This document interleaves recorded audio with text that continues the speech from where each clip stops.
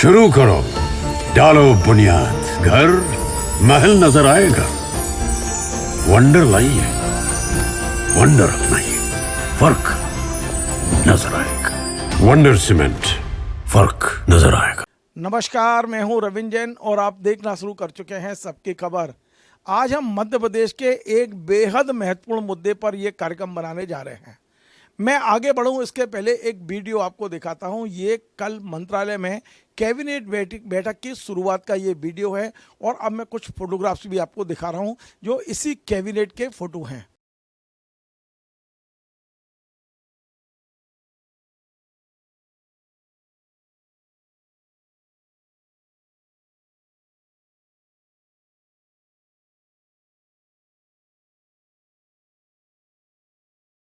आप यदि इन वीडियो को गौर से देखेंगे तो आपको दोनों तरफ 7 महत्वपूर्ण कुर्सियां खाली हैं। यानी कि कल की बैठक में पहली पंक्ति के जो मंत्रिमंडल है, डॉक्टर मोहन यादव का मंत्रिमंडल, उसकी पहली पंक्ति के 7 मंत्री कल नहीं थे। एक और चीज़ कल वो जो देखने में आ रही है जिसकी बहुत चर्चा है वो ये है कि अब बैठक में, कैबिनेट की बैठक में मुख्य सचिव जो मुख्यमंत्री के एकदम नज़दीक बैठा करते थे, हर विषय पर अपनी राय दिया करते थे, अब उन्हें मुख्यमंत्री से लगभग 15 से 20 फीट दूर बिठाया गया है। मैं गोले में दिखा रहा हूँ, ये अनुराग जैन साहब हैं जिन्हें मुख्यमंत्री की इच्छा के विरुद्ध एक तरह से, जो आप और हम सब जानते हैं बेशक सरकार स्वीकार नहीं करेगी, उन्हें दिल्ली से बुलाकर, दिल्ली ने एक तरह से भेजा है मुख्य सचिव बनाकर, उन्हें कैबिनेट की बैठक में कितनी दूर बिठाया जाने लगा है। हमने शिवराज सिंह चौहान का पूरा कार्यकाल देखा है जिसमें मुख्य सचिव हमेशा मुख्यमंत्री के पास में बैठा करते थे, एक तरह से उनके सबसे बड़े चीफ एडवाइज़र की तरह कैबिनेट की बैठक में वो अपनी राय भी रखते थे, बताते थे भी सीएम को। लेकिन अब मुख्य सचिव को इतना दूर बिठाना और कैबिनेट की बैठक में प्रथम पंक्ति के 6-7 जो प्रमुख मंत्री हैं उनका गायब रहना, उनका नदारत रहना, ये मध्य प्रदेश के लिए इसलिए चिंता का विषय है कि जब मध्य प्रदेश के महत्वपूर्ण बिंदुओं पर बात हो रही है, महत्वपूर्ण मुद्दों पर बात हो रही है, बड़े बड़े फैसले हो रहे हैं, तब मध्य प्रदेश के दोनों उप मुख्यमंत्री का ना रहना, मध्य प्रदेश के 2 वरिष्ठ मंत्री जो बाकी बड़े मंत्री हैं, कैलाश विजयवर्गीय, प्रहलाद पटेल का ना रहना और भी तमाम सारे मंत्रियों की अनुपस्थिति वाकई मध्य प्रदेश में केवल चर्चा का विषय नहीं है, ये चिंता का विषय बन गया है कि मंत्री क्यों दूरी बनाए हुए हैं। ये बात दूसरी है कि इनमें से कई मंत्री उसमें वीडियो कॉन्फ्रेंस के जरिए जुड़ते हैं कैबिनेट में और ये कहा जा रहा है कि वे लोग महाराष्ट्र में बिजी हैं, वे उपचुनाव में बिजी हैं, वे झारखंड में बिजी हैं। लेकिन सवाल यह है कि वे मंत्री किसके लिए बने हैं और यदि उनकी अनुपस्थिति है तो कैबिनेट की बैठक क्यों की जा रही है। इस बड़ी गंभीर मुद्दे पर आज मैं बात करने आया हूं देश के, मध्य प्रदेश के बड़े पत्रकार, वरिष्ठ पत्रकार अरुण दीक्षित जी के पास और उनसे समझते हैं, क्योंकि उन्होंने पिछले 4 दशक पूरे देखे हैं, कैबिनेट को देखा है।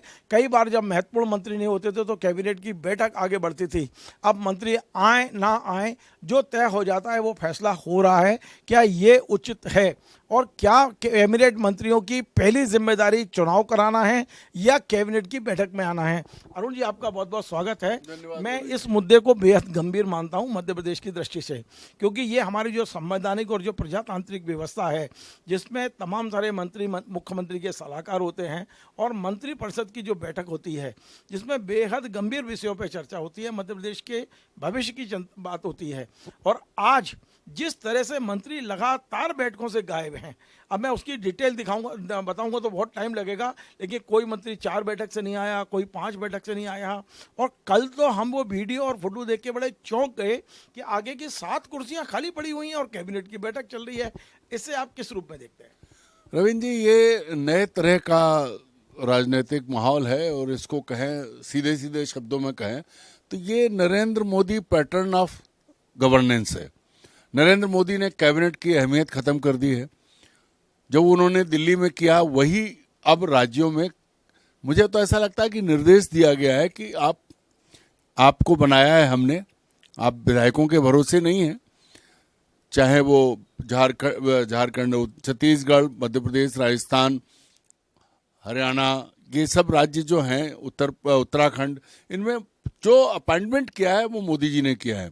और मोदी जी क्या करते हैं, कभी उनकी कैबिनेट के किसी मंत्री के मुंह से कुछ सुना? लेकिन मध्य प्रदेश में मोहन यादव जो कर रहे हैं वो अपने आप में बड़ी बात है। क्योंकि तुलनात्मक रूप से मोहन यादव सभी मंत्रियों में जूनियर थे। ठीक है, वो मुख्यमंत्री बने, बड़प्पन तो ये रहता है कि वो सबको साथ लेके चलते। अब ये तर्क दिया जा सकता है कि मंत्री व्यस्त हैं, मंत्री अलग अलग कामों में लगे हुए हैं, तो फिर ऐसा क्या था कि अगर मंत्री काम में व्यस्त हैं तो आप, ऐसा क्या था, जरूरत क्या थी कि आप कैबिनेट करें? आपके दोनों डिप्टी सीएम नहीं हैं, आपके दोनों 4-5 जो 4 इंपॉर्टेंट मिनिस्टर्स हैं वो नहीं हैं, फिर क्यों कैबिनेट?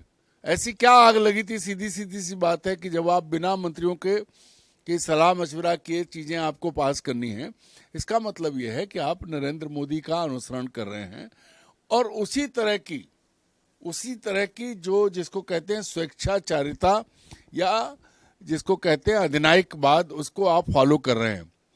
या लोकल भोपाली भाषा में कहें तो अड़ीबाजी जो है कि मैं सीएम, मैं जो चाहूं वो होगा। जो दूसरी बात आपने कही, ये इतिहास में पहली बार है और इसकी मुख्य वजह जो लगती है मुझे, जो आपने कहा कि मुख्य सचिव को मुख्यमंत्री से दूर बैठाया। इससे पहले श्रीमती वीरा राणा मुख्य सचिव थी, उनकी कुर्सी कैबिनेट में मुख्यमंत्री के बगल में लगती थी, दाहिनी तरफ वो बैठती थी। और हमेशा मैं पिछले 30 साल से मध्य प्रदेश देख रहा हूँ, कभी ऐसा नहीं हुआ कि मुख्य सचिव को इस तरह से दूर किया गया हो। लेकिन इससे कर क्या लेंगे? अब इसमें एक बड़ा सवाल ये कि ये फैसला किसने किया? ऐसा तो नहीं हो सकता है क्योंकि मुख्यमंत्री तो सिर्फ नाम के हैं, मुख्यमंत्री को काम कौन करके देता है? मुख्य सचिव। सारी चीजें उनके सामने पेश कौन करता है? मुख्य सचिव। इतने ज्ञानी मुख्यमंत्री नहीं होते हैं, किसी राज्य में नहीं है, किसी देश में नहीं है कि वो सब खुद कर लें। फिर एडमिनिस्ट्रेशन की जरूरत क्या है?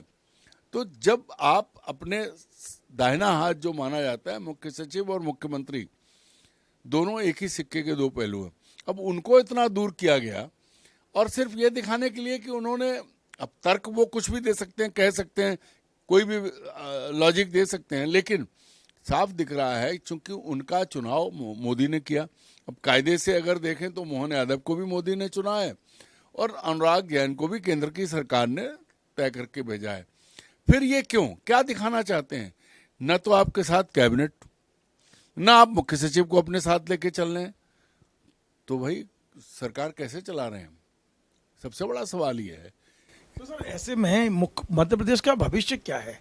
और ये जो हालात हमेशा नीचे की तरफ जा रहे हैं, बिगड़ रहे हैं हालात, जो कि मैंने बताया कि कई मंत्री तो 4-4, 5-5 बार से कैबिनेट में नहीं आ रहे हैं, तो फिर उनका मंत्री होने का फायदा क्या है?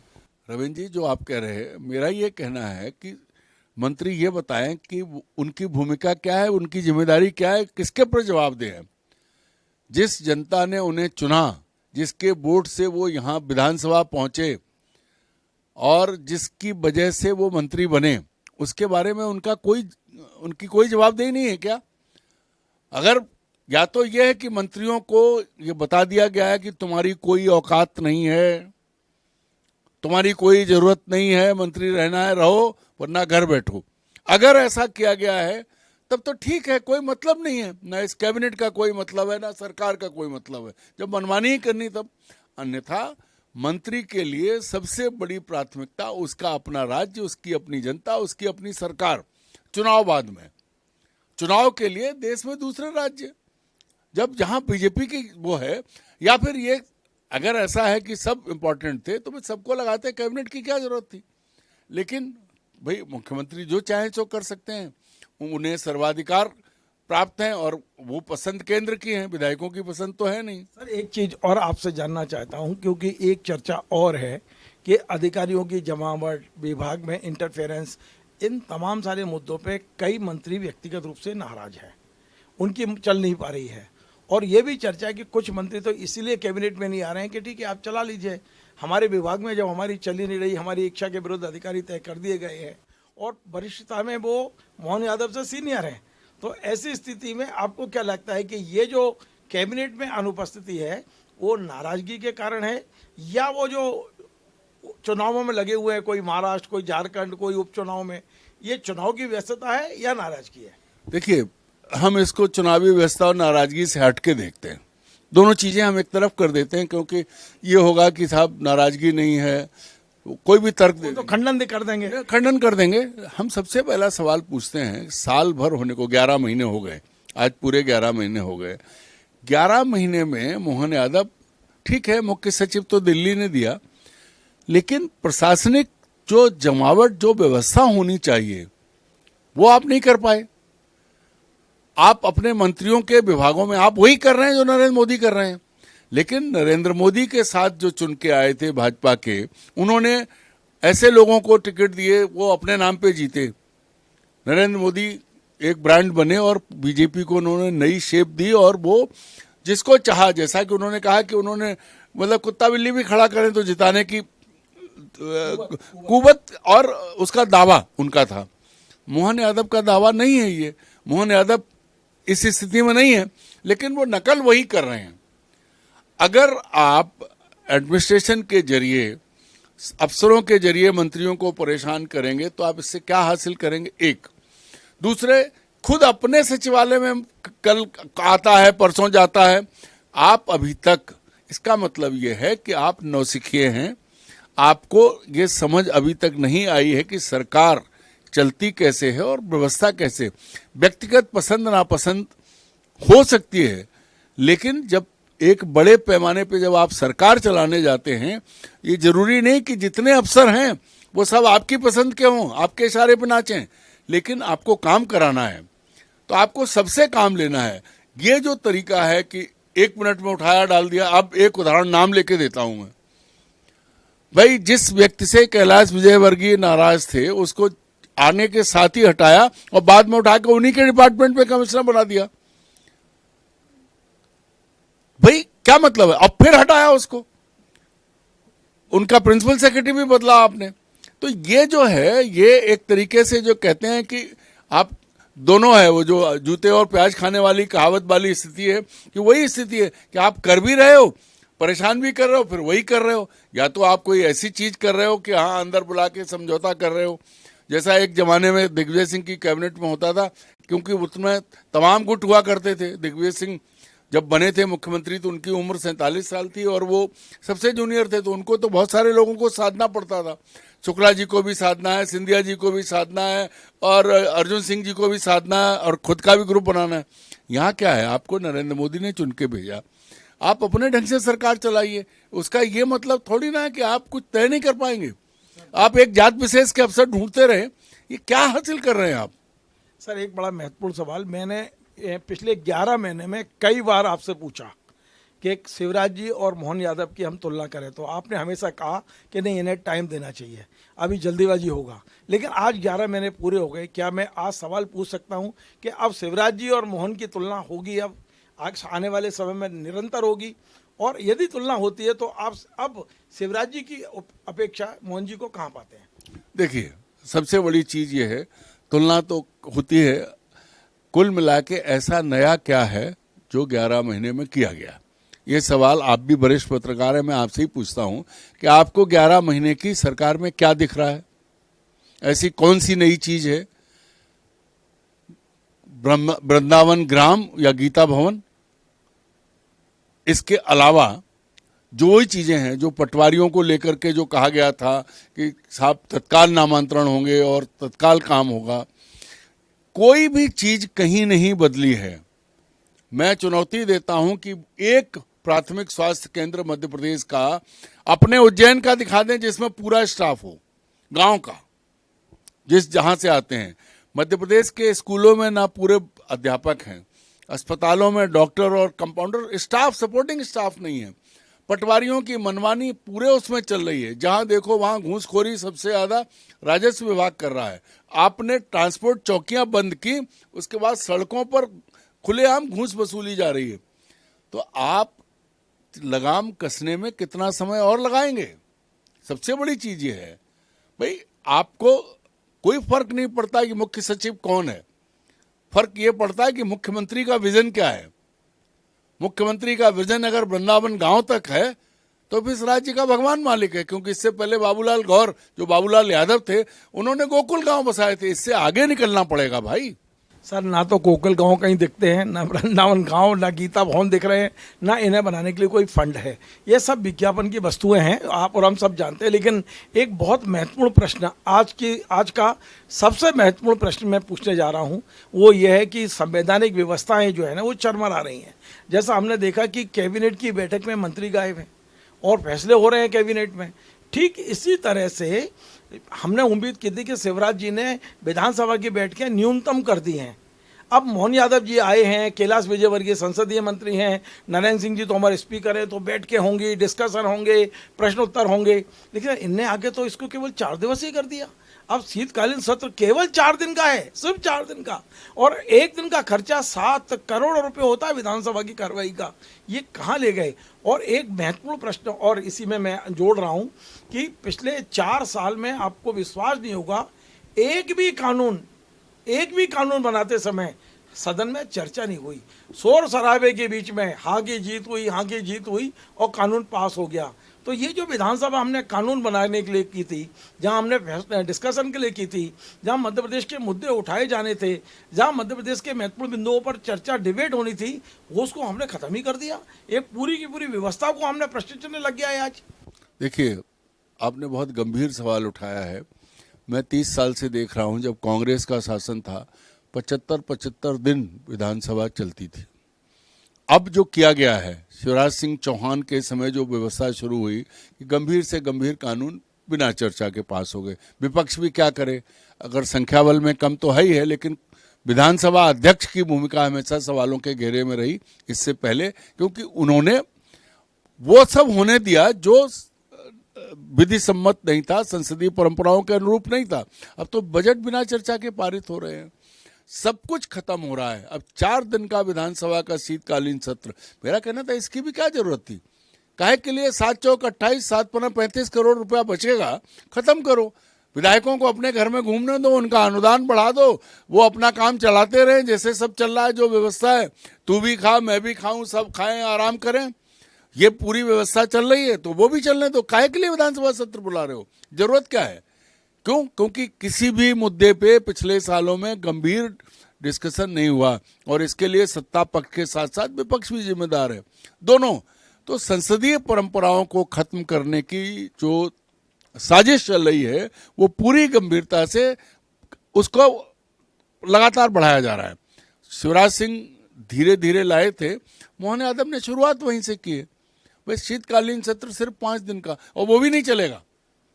आप आज लिख के रख लीजिए कि वो भी नहीं चलने देंगे, क्योंकि कुछ ना कुछ आएगा। जहां गंभीर सवाल पूछा गया, ये एक आदत बन गई है, इस पर कोई सवाल नहीं उठा रहा है, इस पर कोई बात नहीं हो रही। कौन करेगा?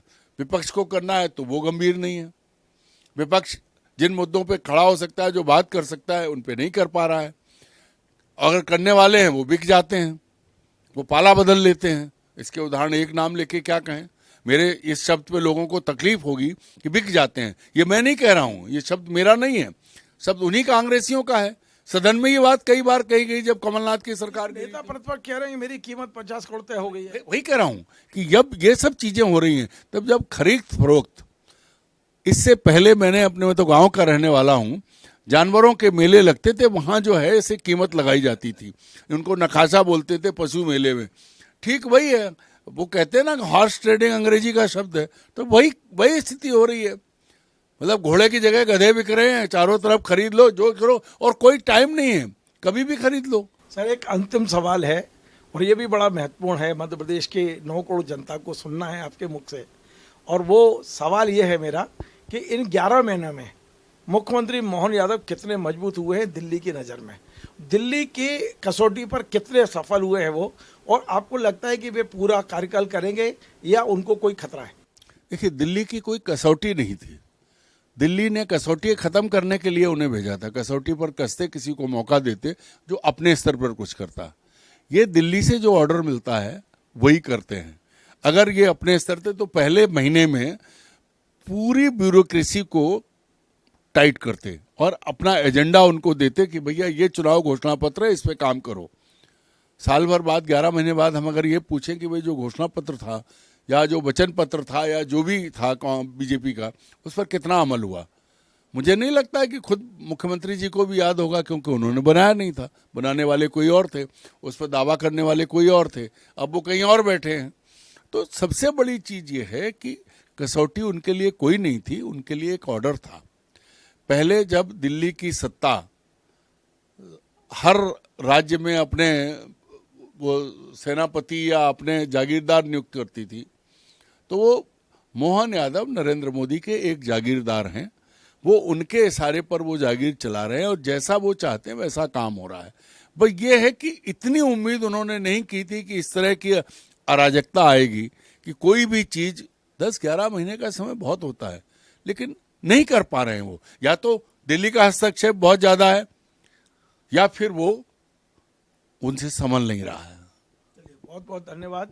तो आप थे अरुण दीक्षित जी, आज उन्होंने बहुत सारी चीज़ों का खुलासा किया है। उन्होंने बताया कि मंत्री किस तरह नाराज हैं, मंत्री मध्य प्रदेश में ब्यूरोक्रेसी का क्या हाल है, और दो महत्वपूर्ण मुद्दों पे आज हमने चर्चा की है। पहली, कैबिनेट की बैठक में मंत्रियों की अनुपस्थिति जो कि बेहद चिंता का विषय है, और दूसरा मध्य प्रदेश विधानसभा के छोटे होते सत्र जिसमें कोई डिस्कशन ही नहीं हो रहे, कोई चर्चा ही नहीं हो रही। विधायक क्या मुद्दे उठाएंगे, क्यों विधायक चुन के आते हैं, क्यों मंत्री बनाए गए हैं, जब वो कैबिनेट की बैठक में नहीं आना है तो फिर उन्हें मंत्री क्यों बना के रखा गया है। ये ऐसे सवाल हैं जो अब मध्य प्रदेश की 9 करोड़ जनता को मथ रहे हैं। उनके लिए चिंता चिंतन सबके विषय बनता जा रहा है कि हम मध्य प्रदेश में प्रजातांत्रिक जो व्यवस्थाएं हैं, हमारी जो मान्यताएं हैं, उनको हम कितने संकट में डालते चले जा रहे हैं। मुझे लगता है कि मेरे इस कार्यक्रम को देखने के बाद शायद कुछ व्यवस्था में सुधार होगा। हमारा कार्यक्रम बनाने का उद्देश्य किसी को जलील करना या किसी को पराजित करना नहीं, हमें पराजय दिखाना नहीं, कोई ऐसा नहीं। हम चाहते हैं कि व्यवस्था का सुधार होना चाहिए। मंत्रिमंडल की बैठक है तो मंत्रियों को सारी चीज़ें छोड़कर, कोई भी जरूरी काम हो उसको छोड़ के पहली प्राथमिकता उनके कैबिनेट की बैठक में आना होना चाहिए। और विधानसभा सत्र को लेकर जो इस सरकार में मंत्री बनते ही संसदीय कार्य मंत्री कैलाश विजयवर्गीय ने कहा था कि अब मैं मंत्री हूं, अब विधानसभा के सत्र बढ़ेंगे, क्यों नहीं बढ़े। आज मैं कैलाश विजयवर्गीय से सवाल पूछ रहा हूं। बहुत सारी बातें अरुण दीक्षित जी ने आज आपके सामने शेयर की हैं। उम्मीद है कि आप एक एक शब्द को सुनेंगे और जिस मंच पे भी आपको मौका लगेगा इन गंभीर मुद्दों को आप जरूर उठाएंगे। आपको हमारा ये कार्यक्रम पसंद आए तो आप इसे शेयर करें, लाइक करें, कमेंट करें, और आपसे बार बार निवेदन है हमारे इस चैनल को सब्सक्राइब अवश्य करें। धन्यवाद। शुरू करो, डालो बुनियाद, घर महल नजर आएगा। वंडर लाइए, वंडर अपनाइए, फर्क नजर आएगा। वंडर सीमेंट, फर्क नजर आएगा।